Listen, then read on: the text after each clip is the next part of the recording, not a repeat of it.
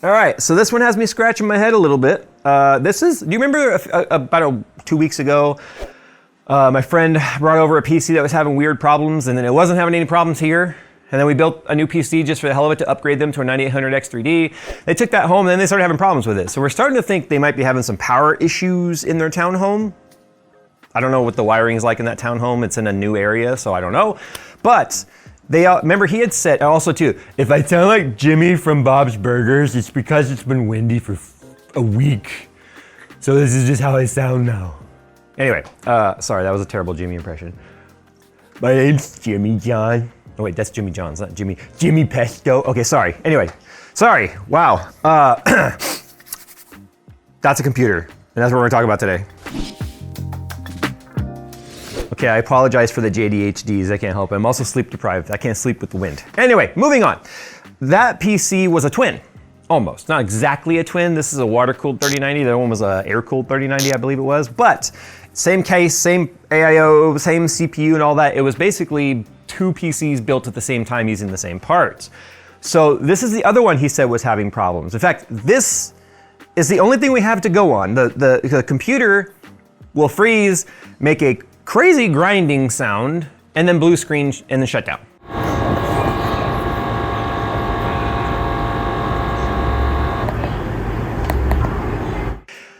Now this person plays mostly World of Warcraft and Blizzard titles. I was like, okay, well, I'll load up my Warcraft account. Don't bother trying to friend me. I'm not really up there, all right? I just had to recreate the scenario. And I wasn't able to really recreate the problem, which I'm like, great, here we go again. However, we are able to diagnose one thing. So I'm a little concerned for their 3090, that's an ROG 3090 water-cooled thing. So I'm not too concerned about being pushed. That was a system. Oh, whoa. That's happened to me a couple times actually when I was messing with this earlier, is it'll do this weird kind of freeze and then come back. But what I was actually on a tangent about is we were talking about the fact that a wide graphics card up against the glass would be a bad thing because it would be choking it off. I'm not too concerned about this one because it's water-cooled. This fan right here, there's still enough gap for that fan to actually be able to move air through the SMD components. I already did some temperature monitoring on it, as you can see right here.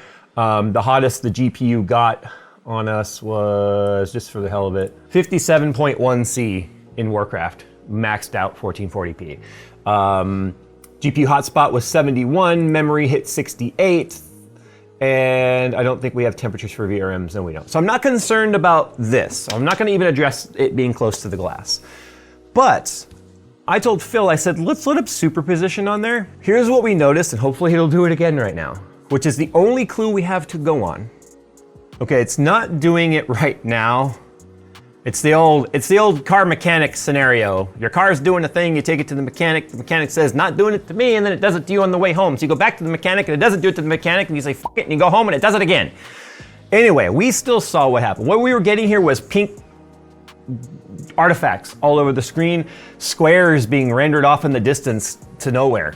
It didn't crash, but it definitely was having rendering problems.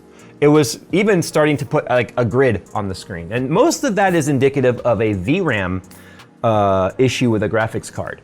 Now, the only thing we can technically do is a full DDU and driver update, which I'm gonna try in a moment here. Like right here in this scene, there was like a green box outside the window, like in the distance, like floating away. So I'm gonna do a full system restart real quick and see if it happens to come back. The exception breakpoint has been reached. A breakpoint has been reached. I have never seen this before. Why did I think about Point Break with Keanu Reeves and Patrick Swayze? There's one other thing I want to do too, which is a BIOS update, because the boot time on this is ridiculous from a first start. Okay, I'm gonna power cycle it, even though it doesn't really need it. I'm gonna put a stopwatch on here, that way Phil can speed this up, because I do not want you guys to have to wait this long in real time. So, 1, 2, 3.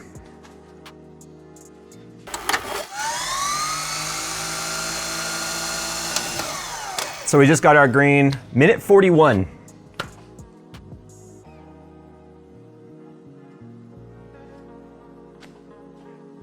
Almost 2 minutes. That's not normal. Yeah, so code 3A for ASUS indicates the system is in the post-memory system agent, or SA, initialization process, meaning the CPU and memory are communicating with system agent. Part of the CPU is still working and setting things up, moving on. It's kind of like the whole memory training thing. The BIOS on this is from February of 24. It's not that old. It's actually pretty new given the 11700K that's in here. But we are running 4 sticks of RAM, and we do know what that does tend to potentially cause. So I think what I'm gonna do right now is I'm gonna go and get back in here, run superposition on a fresh boot, see if we get that artifacting problem again. But those are the 2 clues we have to go on: the artifacting of the GPU, and then really long post, which I think we should run a mem test too for good measure, just to make sure nothing's weird with the RAM. Benchmark crashed. We are deeply sorry for the inconvenience caused. Yeah, it's like. So we had one artifact, one perfectly good run, and then one insta crash. Yeah, it's like degrading in front of our face, which is good. Yeah. We want the problems to persist and intensify so they're easier to find. But that time, it didn't crash. But I wonder if we're gonna get artifacting now. We'll see, because it took a couple scenes last time before we started getting the pink blotches. But that's not a good sign when this is all like stock. There's no overclocks applied. It's also, well, I take that back. ASUS, they do have the ASUS AI optimized overclock running in the BIOS, but that shouldn't affect the GPU.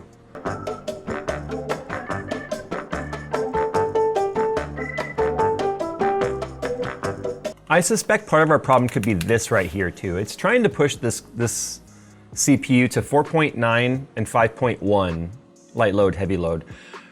The 11th gen wasn't quite to 5 gigs stable yet overall. Like 13th gen and 14th gen, you could pretty much get there no problem, but 11th gen wasn't quite there. I'm a little concerned. Like, I feel like some of this, like you saw that crash when I tried to load up superposition, it freaked out for a second. Weird things like that, to me, were always the kind of stuff you would expect to see if you were running a weird overclock, especially blue screens with watchdog issues. So I'm gonna go ahead and start by just going back to auto on this and removing the AI optimized overclock. I have personally never had great luck with the ASUS AI optimizer. In fact, you'll notice on like more of the later motherboards, it's not even there anymore. Like it's kind of there, but not really. That's also because of the 13th, 14th gen overclock killing your CPU problems. They kind of rolled a lot of that back. So I'm gonna go ahead and disable that right now out of good measure. And what is this XMP profile? 3597. Like, it's 3600 RAM, but 3597 is what it trains itself as. I'm gonna put memtest. This is our drive that we have all of our installers on here, our Linux installers, our Windows installers, basically all the operating systems that we use around here. I think we even have a Windows 10 on here now. I'm gonna put memtest and some other self-bootable USB images on here that we'd use for like troubleshooting and stuff. This is pretty nice. Like, we did a video about this. If you guys haven't seen it, you really should. I think it's pretty slept on how important having a tool like this is for this type of diagnostic stuff. This is just a USB-C enclosure that has a M.2 drive in there, 480 gig, cheap Patriot, doesn't matter really, but it has all of our installers on there, and that's what's really nice about this. And Ventoy works on anything, like USB sticks. Yeah, yeah. And the only reason we have one this big is so that we can just keep loading it up with things we need. Our game libraries can be on here as well, drivers, all that sort of stuff. So it can even just be a regular USB stick if you want, but this is a lot faster because of the USB-C interface. All right, here we go. So we got 64 gigs of RAM installed. We'll just go ahead and start the test. We'll just let this check all the clusters of the RAM. This can take a while, especially with 64 gigs on 4 sticks. But I think that this is just a good place to start, just to rule out any RAM, and it's free. We want to do troubleshooting methods that are free. We don't want to throw parts at the problem, because initially off that video, if it was an AIO, I could have just thrown, assuming it's not the GPU AIO, we could have just thrown a CPU AIO in there and been like, okay, maybe that'll fix it.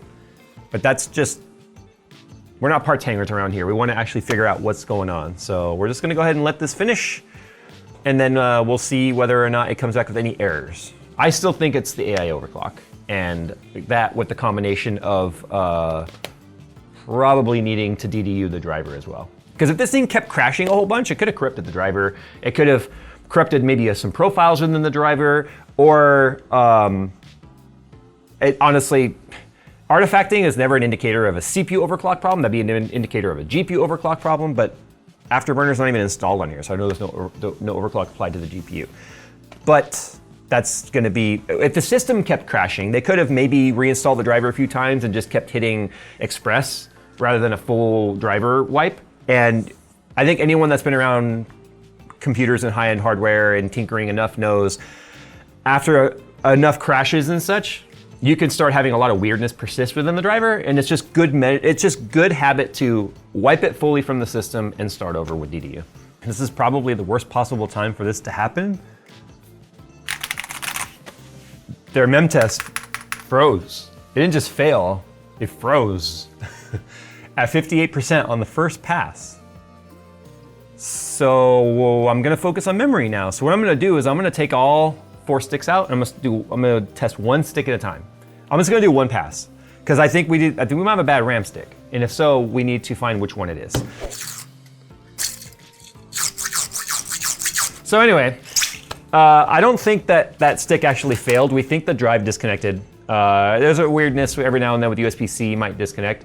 So we switch it to the USB-A adapter, and it's about to finish the first stick right now. Took 24 minutes to do that one. That's on the first pass. So we're not gonna do 4 passes on each. I just wanna do a quick sanity check on all of them. I don't think this is a memory problem. I just figured it wouldn't hurt. So we're gonna move on, because unless like the next cut, we're like, well, we found a bad stick. That means they all passed, and we're moving on to the next thing. So memtest though, important one. You might hear some noises in the background. Nick's working on the bamboo printer right now. But he's just staring at it.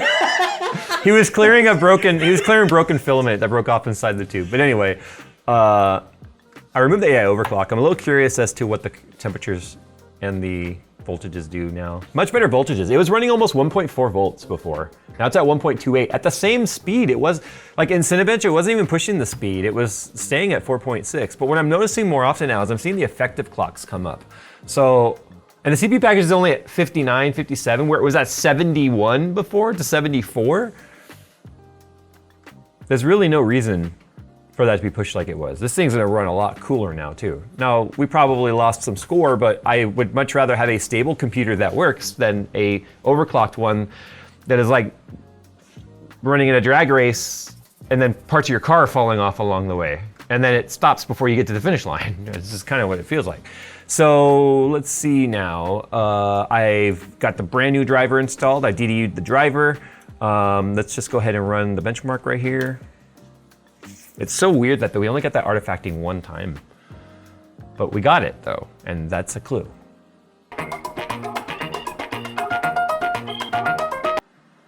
Well, what I'm gonna do now is I'm gonna go ahead and load up Warcraft again, and I'm just gonna let it. If you're wondering why I was searching World of Warcraft, is they've got World of Warcraft Beta, and World of Warcraft Public Test 3. This person really likes to play the public test realms and stuff. But anyway, I'm just gonna let it sit in Orgrimmar in a hard to run place, because that was where they were constantly experiencing the problem. Not necessarily Orgrimmar, but in Warcraft. So, if that's the case, I'm gonna call this one kind of, sort of fixed. I'm still not convinced they're not dealing with some potential dirty power. And when that happens, putting it on a UPS is kind of the best thing you could possibly do, because it smooths out that power delivery coming from the wall, and you're not dealing with any of the weirdness. Like, let's say, for instance, townhomes, each home is gonna have its own panel, but that panel might be feeding several townhomes. And I can tell you right now, I live in a brand new home that has very high quality outlets, very high quality Romex. In fact, it's a little over-spec'd even. And if my wife runs the air fryer and the little convection oven thing at the same time, even though they're on separate plugs, it trips a breaker. And that just means, it trips a breaker, which this is obviously not doing, but that doesn't mean if someone isn't doing something like that, they can't be causing ripple or other weird power nuances in a shared panel. So I just don't know. That's the problem with a townhome, is you are subjected to all your neighbors too, and whatever noise they're inputting in the line as well. All right, now that all my character names have been sitting here, I don't really care. Like I said, I don't play it, so just send all the friend requests you want, honestly. All right, so I'm gonna go ahead and call this one resolved, honestly. So here's what we did. I didn't even do the BIOS update. I'm not sure I'm going to. I think I'm gonna leave this as one of those, if it ain't broke, don't fix. Okay, that wasn't broke. But it's not a really old BIOS. The RAM is fine. The CPU overclock was removed. We DDU to reinstall the video driver. We still think like I said, we removed the AI overclock. And thinking about this, the artifacts that we were seeing initially could have just been a weird nuance of the CPU having a moment, if you will, with that overclock. Because when you're loading the test, that's when all of the information gets loaded into VRAM. If the CPU set corrupted data to the VRAM is just gonna be like, or the GPU is gonna be like, okay, I'm doing this math with the math you gave me and this is what it looks like, which is why it didn't crash or get worse. Which is why we couldn't repeat it, because we couldn't create the scenario which the bad information was loaded into the GPU. DDUing that was still a good thing to do, but by removing the AI overclock, like I said, we've actually gained more stability, which makes sense because it was just pushing the voltages and stuff to where it didn't need to be. We dropped 20 degrees on the CPU, and that weird pausing like you saw where the screen went off and came back, I was having a lot of hiccups too when I was just navigating around the system trying to get a feel for it. I was dealing with like total freezes where the mouse would stop moving and then about 5 seconds later, everything would then start moving again. It was very strange pauses like that. I just think that it was on the edge of stability, and that's what we were dealing with, which honestly, the blue screen, which I know was black in the video, but the blue screen with the watchdog is like usually the #1 indicator that it's a CPU clock problem. So watchdog basically is just making sure the CPU isn't hung. If it's hung, then it kind of goes into a blue screen to sort of like reset itself, if you will. That's usually the #1 indicator of a CPU instability due to overclocking. But anyway, I think we're gonna call this one done. I don't wanna join your charter or sign your charter. Get the frick out of here. Go join someone else's guild. Anyway, I think we're gonna call this one done. I don't think there's anything else to really do here. I think everything's working fine. I can't do anything about their potential power situation in their townhouse. I would just honestly recommend getting yourself a good quality, high wattage UPS. That way you can just smooth out the power along the way. That's my suggestion to anyone dealing with the community, multi-home community or a multi-family community where you're dealing with who knows what the power cleanliness looks like. And there we go. So time to get out of here. I don't think there's anything else to do. It's pretty solid. Probably time for a GPU upgrade soon if they're really playing, caring about Warcraft. Warcraft is still hard to run, believe it or not, especially in the major cities. But I'll put it this way, my 5090 is able to get like over 200 FPS in Orgrimmar now at 4K. So 3080 Ti is great, but you'd be surprised what Warcraft can actually do. But again, why spend money? It's playing games just fine.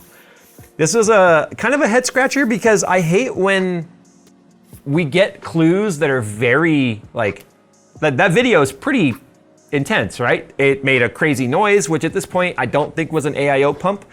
I think what we were hearing was, it's kind of rare these days, but I think we were hearing a sound buffer, or like a buffer overrun kind of a sound.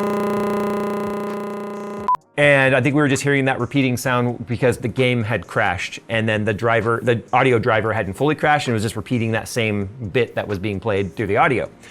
It's rare to hear that these days. That was an old school thing you heard every time something would crash, but I've actually created that sound several times with the XOC overclocks and instability, specifically in Steel Nomad. I would leave the audio running because it would give me an audible indicator too, like when I was pouring LN2 without looking directly at the screen, that something crashed or if the sound stopped or if the sound buffered. And I heard that buffering a lot actually with Steel Nomad. So it's possible that that's what that sound was. And if you're not very computer savvy, that sound might have sounded like it was coming from the computer, but it was probably coming from the speakers. So anyway, with that said, time to get out of here. I was kind of prolonging this outro because I thought it would be very poetic if something crashed in the background as I'm like, I think we're done, but I really do think we're done with this one. All right, if you guys got a funky PC problem in your local SoCal, I do want to do more content like this where I would take on some of the weirdest problems you could possibly imagine. So reach out to us if you've got a possessed PC and I would love to perform an exorcism.